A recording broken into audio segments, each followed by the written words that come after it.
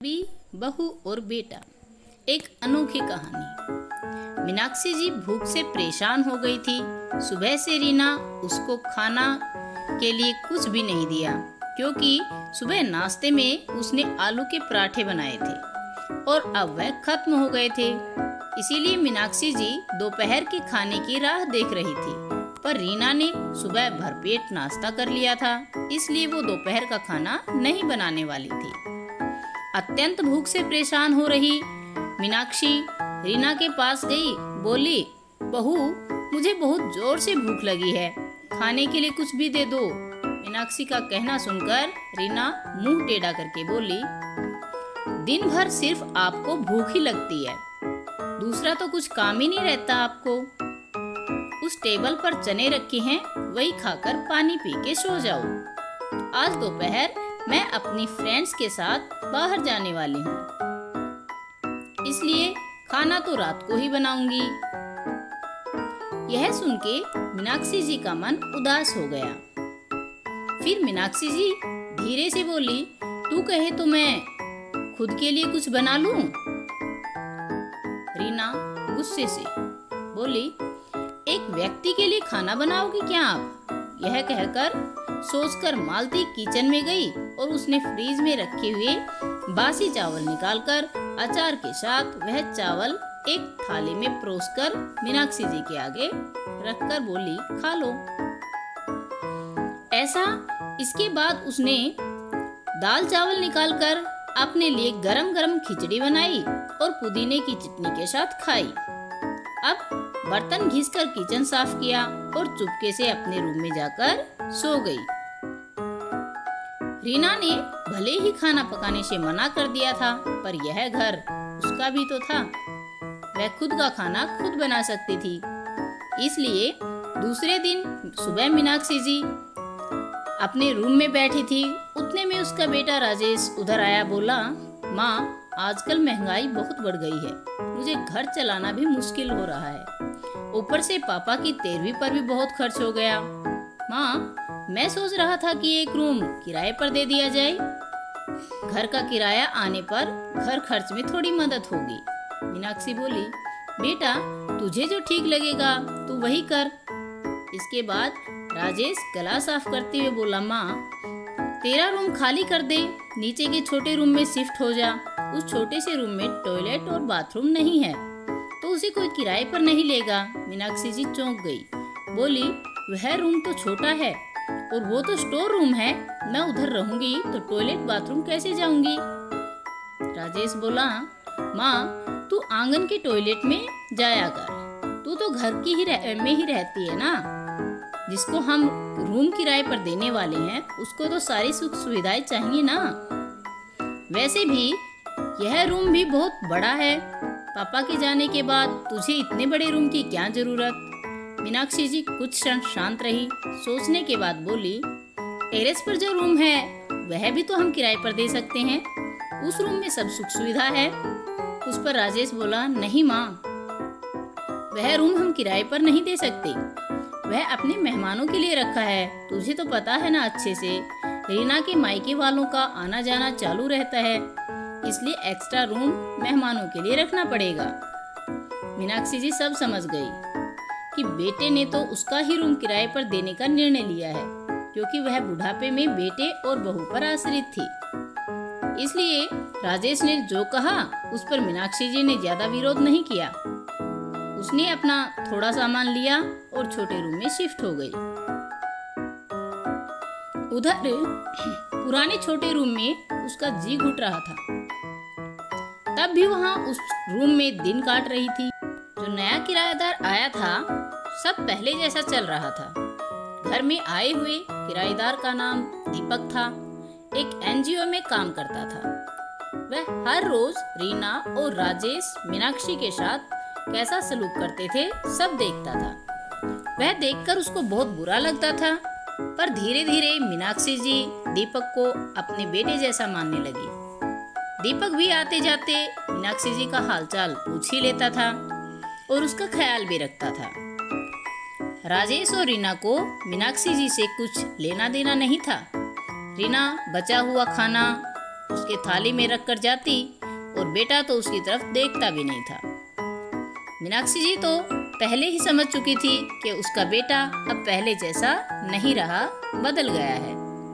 फिर भी वो आंखें बंद करके किसी पालतू पशु जैसी उस घर में रहती थी, क्योंकि बुढ़ापे में उसका कोई दूसरा सहारा तो था नहीं। रोटी के 2 टुकड़ों के लिए उसको उनके सहारे रहना पड़ता था। कभी कभी मीनाक्षी जी बहुत रोना आता था। मीनाक्षी जी दीपक को अपने मन की सारी बातें बताने लगी। उसके पति की मौत बेटे की लापरवाही से ही हुई थी, पर वो ज्यादा नहीं बोल पा रही थी। जब पति काम पर जाते थे तब घर में हम दोनों का बहुत मान सम्मान मिलता था। जब हम काम करने में असमर्थ हो गए तब राकेश को उन्होंने घर खर्च में मदद किया। यह बातें राकेश के मन को बहुत लगी। जब तक पति घर चला रहे थे तो राकेश अपने पैसों से सब कुछ बचा लेता था, पर अब शर्म से और मजबूरी में उनको घर खर्च चलाना पड़ रहा था। धीरे धीरे माँ बाप का खर्च उनको बोझ लग रहा था, लेकिन वह स्पष्ट रूप से कुछ नहीं कह सकता था। इस बीच पति का स्वास्थ्य बहुत बिगड़ गया और वह चल बसे। डॉक्टर के पास जाने से पता चला कि उनको निमोनिया हुआ था। डॉक्टर थोड़ी महंगी दवाई लिख कर देते तो राकेश पैसे बचाने के लिए राजेश की आधी दवाई लेकर आती। शुरू में पति का स्वास्थ्य सुधर गया, पर जब राकेश ने उसकी गोलियां औषधियां बंद कर दी थी, पति भी इन चीजों पर ज्यादा ध्यान नहीं देते थे। लेकिन एक रात उन्हें सांस लेने में बहुत परेशानी हुई। मीनाक्षी जी बहुत घबरा गई और वह भाग भाग के गई और राकेश के कमरे का दरवाजा ठोकने लगी। कहने लगी कि पापा का स्वास्थ्य बहुत बिगड़ गया है, चल हम उन्हें डॉक्टर के पास लेकर जाते हैं। पर राजेश बोला, माँ मुझे अब सोने दे, मुझे बहुत नींद आ रही है, हम सुबह पापा को डॉक्टर के पास लेके जाएंगे। ऐसा कहकर उसने दरवाजा बंद कर लिया था। मीनाक्षी जी रात भर पति के लिए तकिए के पास चिंतित बैठी रही। कभी छाती पर तेल लगाकर मालिश करती तो कभी भाप दे रही थी, पर भगवान को कुछ अलग ही स्वीकार था। सुबह तक उनकी मृत्यु हो गई थी। घर में कब्रिस्तान जैसी शांति थी। राजेश रोने का नाटक करने लगा। रीना तो ऐसे रो रही थी जैसे उसका वास्तव में ससुर चले गए हों। इस बात पर दुख हो रहा हो। सबसे ज्यादा धक्का सिर्फ मीनाक्षी जी को लगा, पर वह कुछ बोल नहीं पा रही थी। आंखों में आंसू रहते थे, उसके हाथ पैर थर-थर कांप रहे थे, जैसे कि वो कहना चाहती हो कि अब रोने का नाटक क्यों कर रहे हो। मेरे पति की मौत आप दोनों की जवाबदारी है। क्रियाक्रम कर दिया गया। मीनाक्षी जी के दिमाग में हमेशा एक बात चलती कि राकेश ने लापरवाही नहीं की होती तो आज मेरे पति जिंदा होती। उनकी मौत के बाद रीना और राजेश का व्यवहार बहुत बदल गया।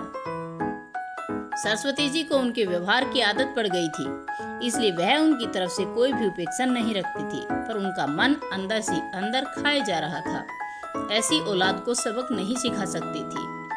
एक दिन किराएदार दीपक उनके पास आया और मीनाक्षी जी को कुछ बातें समझाई। वह बातें सुनकर मीनाक्षी की आंखें एक नई उम्मीद जगी। दूसरे दिन सुबह मीनाक्षी रीना रमेश के पास आई। बोली, तुम दोनों से बहुत जरूरी बात करनी है। मुझे ऐसा लग रहा है कि तुम दोनों मेरे साथ रहने में प्रॉब्लम है, इसलिए मैं अब वृद्धाश्रम में रहूंगी। मीनाक्षी जी का कहना था। ये सुनकर रीना बहुत खुश हुई। राजेश ने थोड़ा दुखी होने का नाटक किया। फिर थोड़ी देर में मीनाक्षी जी ने उन दोनों के चेहरे के हाव भाव देखे। बोली, तुझे दुखी होने की जरूरत नहीं है रीना, तुझे इतना खुश होने की भी जरूरत नहीं है, पहले मेरी बातें सुन ले। मीनाक्षी ने हंसकर कहा, यह बातें सच्ची हैं कि मैं वृद्धाश्रम में रहूंगी, पर इस घर में से कहीं नहीं जाऊंगी। मैं इस घर को ही वृद्धाश्रम बनाऊंगी। अब यहाँ तुम्हारे जैसे स्वार्थी बेटे और बहू नहीं रहेंगे, मेरे जैसे बूढ़े लोग यहाँ रहेंगे। ये मेरा आखिरी निर्णय है। सुनकर राजेश और रीना एक दूसरे की तरफ देखने लगे। उन दोनों ने सोचा कि मीनाक्षी घर छोड़कर चली जाएगी तो वह दोनों सुखी रहेंगे। उनको पता लगा कि अब माँ अब उनका ख्याल नहीं रखना पड़ेगा, पर इधर तो सब उल्टा हो गया था। मीनाक्षी जी का कहना सुनकर राजेश गुस्से से बोला, माँ तेरा दिमाग तो ठीक है ना? इस घर पर मेरा अधिकार है, फिर तू इस घर को कैसे वृद्धाश्रम बना सकती है? तू भूल रहा है बेटा, अभी तक ये घर मेरे ही नाम है। मीनाक्षी जी गुस्से से बोली, तुम दोनों ने मुझे बहुत परेशान किया है, छोटी छोटी बातों पर अपमान किया है। बीमारी के वक्त भी तू मुझ पर ध्यान नहीं दिया, खाने पीने के लिए भी मुझे बहुत तरस आया। तेरे पिताजी मुझे छोड़कर चले गए। अगर मैंने कठोर निर्णय नहीं लिया तो मेरा भी वही हाल होगा जो तुम्हारे पापा का हुआ। इसलिए मैंने सोचा कि बेटे के झूठे प्यार के जाल में फंसने से अच्छा है अपने बारे में सोचूं।